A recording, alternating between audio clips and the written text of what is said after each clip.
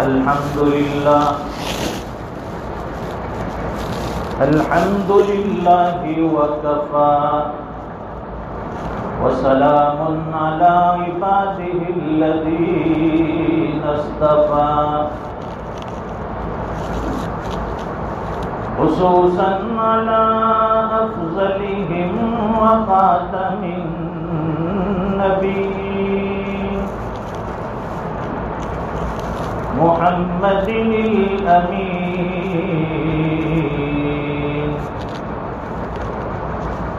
وعلى آله وصحبه أجمعين. أما بعد فأعوذ بالله من الشيطان الرجيم.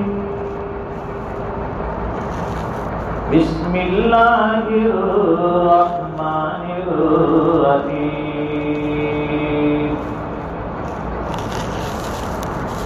يا أيها الذين آمنوا اتقوا الله وكونوا مع الصادقين. صدق الله العظيم وصدق رسوله النبي الأمي الحبيب الكريم ونحن على ذلك لمن الشاهدين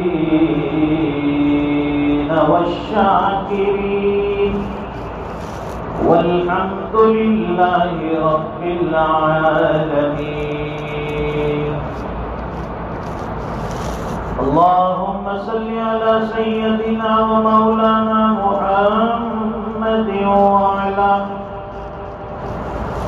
وعلى آل سيدنا محمد وبارك وسلم. بزرگوں اور دینی بھائیوں، ہر انسان کے اندر اللہ تعالیٰ نے اچھائی بھی رکھی ہے اور برائی بھی رکھی ہے. جس کے اندر کوئی برائی کا مادہ نہ ہو، برائی کی صفت نہ ہو، وہ تو فرشتے ہوتے ہیں. اور جس کے اندر سراپا شر ہی شر ہو، برائی ہی برائی ہو، وہ شیاطین ہوتے ہیں. اور جس میں خیر بھی ہے شر بھی ہے، یعنی اس میں اچھائی بھی ہے اور برائی بھی ہے، وہ انسان کہلاتا ہے. پھر ہر انسان کی کوشش یہ ہے، خاص کر ایمان والوں کی کوشش یہ ہوتی ہے کہ وہ اچھائی کی طرف جائے، نیکیوں کے کام کرے، اللہ کی رضا والے اعمال کر کے اپنے آپ کو جنت کا مستحق بنائے. یہ ہر ایمان والے کی خواہش بھی ہوتی ہے اور کوشش بھی ہوتی ہے. لیکن چونکہ انسان کے ساتھ نفس بھی لگا ہوا ہے، اس کے پیچھے شیطان بھی ہاتھ دھو کر پیچھے پڑا ہوا ہے، اور پھر ساتھ میں ماحول کا بھی اثر ہوتا ہے. کبھی آدمی سوچتا ہے کہ فلاں نیکی کر لو، نیکی کرنے میں اسے نفس کا مقابلہ کرنا ہے، حالات کا مقابلہ کرنا ہے اور شیطان کا مقابلہ کرنا پڑتا ہے، تب جا کر آدمی کوئی اچھائی کوئی نیکی کرتا ہے. اور برائی کے لیے، گناہ کرنے کے لیے آدمی آزاد ہوتا ہے، اور برائی کے اندر اسے نفس کا بھی سپورٹ ملتا ہے، اسے شیطان کا بھی ساتھ ملتا ہے. بلکہ فرمایا گیا کہ انسان کے اعمال کو شیطان جو ہے اس کی نگاہ میں مزین کر دیتا ہے. برے اعمال اور برے کام بھی اسے اچھے کر کے بتاتا ہے. کوئی گناہ کا راستہ ہے، کوئی نافرمانی کا راستہ ہے، لیکن شیطان اسے اس طرح سے پٹی پڑھاتا ہے، اس طرح سے سمجھاتا ہے کہ وہ گناہوں کے کام کو بھی نیکیوں والا سمجھ کر بیٹھتا ہے، حالانکہ وہ شریعت کے اعتبار سے گناہ ہے. گناہ کبیرہ کی طویل فہرست ہے. گناہ کبیرہ وہ گناہ کہلاتے ہیں جو بغیر توبہ کے معاف نہیں ہوتے. گناہ صغیرہ یہ انسان نیک اعمال کرتا ہے تو اسے اللہ معاف فرما دیتے ہیں، لیکن کبیرہ وہ گناہ کہلاتے ہیں کہ اس کے لیے توبہ شرط. اگر بغیر توبہ کے انسان دنیا سے چلا گیا پھر آخرت میں اس پر سزا ہوگی، گرفت ہوگی. اس لیے ہر گناہ کے اوپر اللہ سے معافی مانگ لے، توبہ کر لے. مشائخ کے یہاں جب کوئی آدمی سلسلے میں جڑتا ہے، کسی اللہ والے کے ہاتھ پر بیعت ہوتا ہے، تو سب سے پہلا کام اس کے پاس یہی کرواتا ہے کہ ماضی میں جتنے گناہ ہو گئے اس پر تائب ہو جائے، سچے دل سے توبہ کر لے. اور دوسری چیز یہ کہ اس کو سمجھاتے ہیں کہ اس سے بھی پہلے جو گناہ وہ کر رہا ہے اسے فوراً چھوڑ دیا جائے. اور پھر گناہوں کے اوپر یعنی جو گناہ ہوئے ہیں اس پر ندامت ہو، افسوس ہو، آنکھوں سے آنسو بھی بہے کہ الہ العالمین آپ نے بڑی قیمتی زندگی عطا فرمائی، اے پروردگار آپ نے نیکیوں کے لیے بھیجا تھا، میں تو گناہ کر بیٹھا. آپ نے اپنی عبادت کے لیے بھیجا تھا، میں تو شیطان کے مکر و فریب میں آ گیا. اور پھر گناہوں سے بچنے کے لیے اہل اللہ اور مشائخ کی صحبت ضروری. موجودہ دور میں اگر گناہوں سے بچنا ہے تو اللہ والے کا دامن تھام لے. قرآن کریم میں اللہ فرماتے ہیں یا ایھا الذین آمنوا اتقوا اللہ وکونوا مع الصادقین.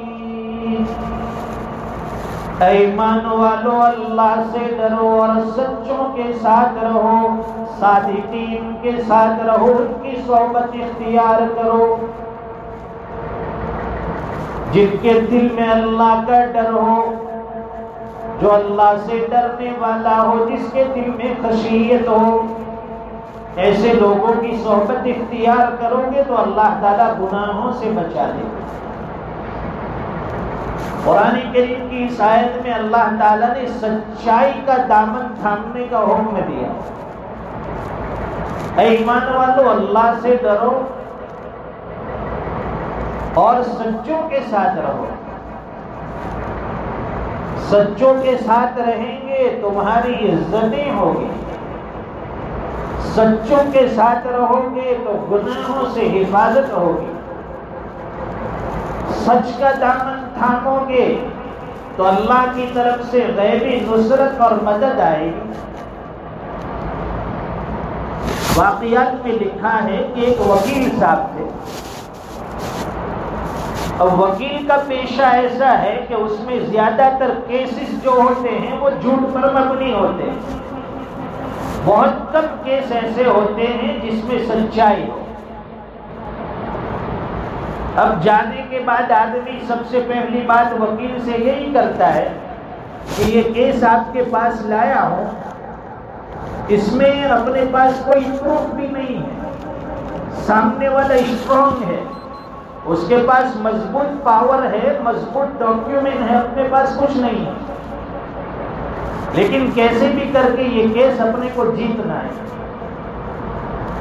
اب وکیل کی زبان سے یہی نکلتا ہے کہ تو فکر مت کر، یہاں تو آیا ہے، سمجھو کہ یہ کیسی بھی آنٹی گھوٹی کر کے میں تیرا کیس سالو کر دوں گا۔ جھوٹ کو سچ بتانا، لوگ کہتے ہیں کہ یہ وکیل کا پیشہ ہوتا ہے، حالانکہ سب وکیل ایسے نہیں ہوتے۔ میں جس وکیل کی بات کر رہا ہوں، جس کا یہ واقعہ ہے، ان کی بھی یہی زندگی تھی۔ کیس جو بھی آتے ہیں، سچے ہو یا جھوٹے، ان کا کام یہ ہے کہ کیس لڑنا ہے، ان کو اپنی فیس سے مسئلہ ہوتا ہے، اپنی فیس اس کی مقصود ہوتی ہے۔ اب وہ وکیل صاحب کسی اللہ والے سے بیعت ہو گئے، ان کی صحبت ملنے لگی۔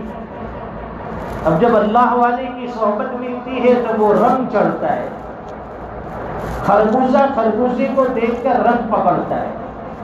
اللہ والے کی صحبت میں بیٹھیں گے تو اللہ ملے گا۔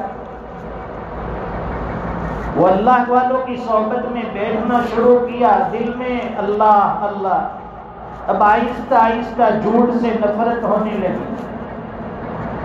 اب ان کے پاس جو بھی کیس آتے تھے، پہلے وہ پوچھتے تھے کہ بھائی یہ کیس جھوٹا ہے یا سچا۔ اب وہ کہتا ہے کہ دیکھو اس میں سامنے والے کے پاس فل پاور بھی ہے اور یہ جگہ بھی اس کی ہے، لیکن کسی وجہ سے اپنے نام پہ ہو گئی ہے، اپنے جھوٹے ہیں لیکن کیس ہمیں جیتنا ہے۔ وکیل صاحب کہتے تھے کہ میں جھوٹے مقدمے نہیں لیتا، جھوٹے کیس میں نہیں لڑتا، واپس کر دیتے۔ پھر وہ دوسرے وکیل کے پاس جاتے۔ اب یہ وکیل جو کسی اللہ والے سے بیعت ہوا تھا، جھوٹ بالکل اس نے چھوڑ دیا، اس نے ٹھان لی تھی کہ جو بھی کہوں گا سچ کہوں گا، جو بھی کیس لڑوں گا سچا لڑوں گا، چاہے مجھے بھوکا رہنا پڑے۔ اب لوگ آتے تھے کیس لے کر، واپس چلے جاتے تھے، وکیل منع کر دیتا، میں جھوٹے کیس نہیں لڑتا، سچے کیس ہو تو لائیے۔ مہینے میں 2 مہینے میں ایک آدھ کیس مشکل سے ملتا تھا۔ اب وہ وکیل کے اوپر حالات بھی آنے لگے، کیونکہ جب کمائی نہیں ہوگی، وہ کیس نہیں لڑے گا، پیسے کہاں سے آئیں گے، گھر کیسے چلے گا، حالات آنے شروع ہو گئے۔ 1 سال اسی طرح سے گزرا، کوئی کلائنٹ، کوئی آدمی اپنا کیس لے کر اس وکیل کے پاس نہیں آتا تھا کہ بھائی یہ وکیل تو ہے، جھوٹے کیس نہیں لیتا، سچے لیتا ہے۔ تو جن کا کیس سچا ہوتا تھا وہی ان کے پاس آتا تھا۔ اب یہ بات مشہور ہو گئی، وکیلوں میں بھی مشہور ہو گئی، عام لوگوں کے اندر بھی مشہور ہو گئی کہ فلاں وکیل جو ہے وہ صرف سچا کیس لڑتا ہے، وہ جھوٹا کیس نہیں لیتا۔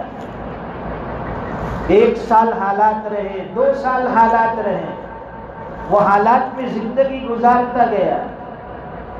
اچھی خاصی زندگی تھی، عیش و عشرت والی، اب تنگی میں گزرنے لگی، لیکن اس نے سوچا کہ میں سچ کا دامن نہیں چھوڑوں گا، میں سچائی کے ساتھ رہوں گا۔ بات یہاں تک پھیل گئی، اب جن جن لوگوں کے سچے مقدمے تھے وہ سیدھے اس وکیل کے پاس آنے لگے، اپنا کیس ان کے پاس دینے لگے۔ اللہ تعالیٰ نے اس کو وہ مقام، سچائی کی وجہ سے وہ عزت عطا فرمائی کہ اس کا جو بھی کیس ہوتا تھا، وہ جس کیس کے اوپر ہاتھ رکھ دیتا تھا، وہ کورٹ کے اندر، عدالت کے اندر جج کے پاس پہنچتا تھا، جج بغیر کچھ دیکھے، بغیر کچھ لکھے دستخط کر دیتا تھا کہ یہ وکیل کیس لے کر آیا ہے تو یہ اس کے حق میں یہ فیصلہ کر دیا جائے، کیونکہ یہ کبھی جھوٹا کیس نہیں لڑتا، یہ سچا کیس لڑتا ہے، تو آنے والے کا کیس وہ آسانی سے جیت لیتے تھے۔ تو دیکھیے، سچائی کی وجہ سے اللہ تعالیٰ رزق میں بھی برکت دیتے ہیں، سچائی کی وجہ سے اللہ تعالیٰ لوگوں کے دل دماغ میں عزت بھی بٹھا دیتے ہیں۔ ہجرت کا موقع ہے، حضرت صدیق اکبر رضی اللہ تعالیٰ عنہ حضور پاک صلی اللہ علیہ وسلم کے ساتھ ہجرت میں نکلے۔ اس طرف مکہ میں اعلان ہوا کہ جو بھی محمد الرسول اللہ صلی اللہ علیہ وسلم کو زندہ یا مردہ پکڑ کر لائے گا اسے 100 اونٹوں کا انعام ملے گا. 100 اونٹوں کا انعام. اس زمانے میں 100 اونٹ موجودہ دور کی 100 BMW، اتنی ویلیو، اتنا بڑا انعام. مکہ کا ہر بوڑھا، ہر جوان اس کوشش میں تھا کہ میں کسی طرح سے محمد الرسول اللہ کو پکڑ لوں، گرفتار کر لوں اور قریش مشرکین مکہ کے حوالے کر دوں تاکہ اتنا بڑا انعام مجھے مل جائے. تلاش کرتے کرتے لوگ پہاڑوں میں، وادیوں میں حضور پاک صلی اللہ علیہ وسلم کو ڈھونڈنے لگے. یہاں تک کہ ایک آدمی جس غار میں حضور پاک صلی اللہ علیہ وسلم اور صدیق اکبر روپوش تھے وہاں پہنچ گیا. اس نے دیکھا راستے میں حضرت صدیق اکبر رضی اللہ تعالیٰ عنہ. وہ حضرت صدیق اکبر کو جانتا تھا لیکن حضور پاک صلی اللہ علیہ وسلم سے آشنا نہیں تھا. اس نے پوچھا حضرت صدیق اکبر رضی اللہ تعالیٰ عنہ سے کہ یہ کون ہے؟ حضور پاک صلی اللہ علیہ وسلم کے بارے میں پوچھا یہ کون ہے؟ فرمایا ہادی یہدی للسبیل، کہ یہ میرے رہنما ہے، یہ مجھے راستہ بتاتے ہیں، یعنی یہ میری رہنمائی کرتے ہیں، مجھے راستہ دکھاتے ہیں. جھوٹ نہیں بولا، جھوٹ نہیں بولا کہ میں انہیں نہیں پہچانتا، جھوٹ نہیں بولا کہ یہ محمد الرسول اللہ نہیں ہے، بلکہ جواب ایسا دیا کہ یہ مجھے راستہ دکھانے والے ہیں. اور حقیقت میں حضور پاک صلی اللہ علیہ وسلم دنیا کے ہر انسان کو رہنمائی اور ہدایت اور راستہ دکھانے کے لیے تشریف لائے. جنگ آزادی کا موقع ہے. جنگ آزادی میں حضرت مولانا قاسم العلوم نانوتوی رحمۃ اللہ علیہ کے خلاف گرفتاری کا وارنٹ جاری ہوا.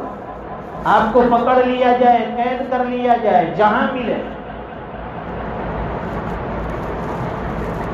اور گرفتاری اور سمجھ لیجیے کہ انگریزوں کی طرف سے علماء، کثیر تعداد میں علماء کو شہید کیا جا رہا تھا. ہر جگہ سولی اور پھندے لٹکے ہوئے تھے جگہ جگہ پر. جہاں ملے ان پھانسی چڑھا دی جائے، سولی دے دی جائے. اور ادھر حضرت مولانا قاسم نانوتوی رحمۃ اللہ علیہ دیوبند کی چھتہ مسجد میں بیٹھے ہوئے ہیں. وہ پولیس والے وہاں پہنچ گئے چھتہ مسجد میں، اور وہاں پہنچ کر مسجد کے اندر تلاشی شروع کی. دیکھا کہ مسجد میں اور تو کوئی نہیں ہے، ایک معمولی سا انسان ہے جس نے لنگی پہنی ہے اور کرتا پہنا ہوا ہے.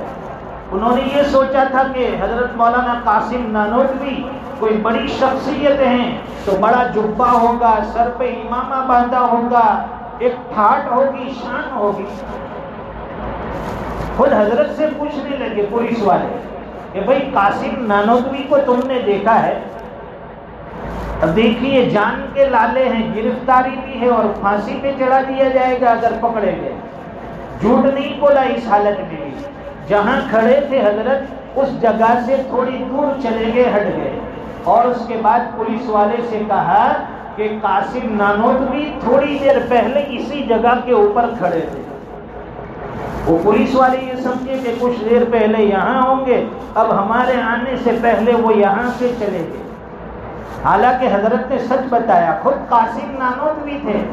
یہ نہیں بتایا کہ قاسم نانوتوی میں ہوں، جھوٹ بھی نہیں کہا کہ میں قاسم نانوتوی نہیں ہوں، بلکہ جگہ بدل دی اور فرمایا کہ قاسم نانوتوی تھوڑی دیر پہلے یہاں موجود تھے. تو قرآن کریم کی آیت میں اللہ فرماتے یا ایھا الذین آمنوا اتقوا اللہ وکونوا مع الصادقین. اے ایمان والو تقوی اختیار کرو، اللہ سے ڈرو اور سچوں کی صحبت میں رہو. الصدق ینجی والکذب یہلک. سچائی انسان کو نجات دلاتی ہے، بچاؤ کرتی ہے، ڈیفینس کرتی ہے، اور جھوٹ انسان کو ہلاک کر دیتا ہے، تباہ و برباد کر دیتا ہے.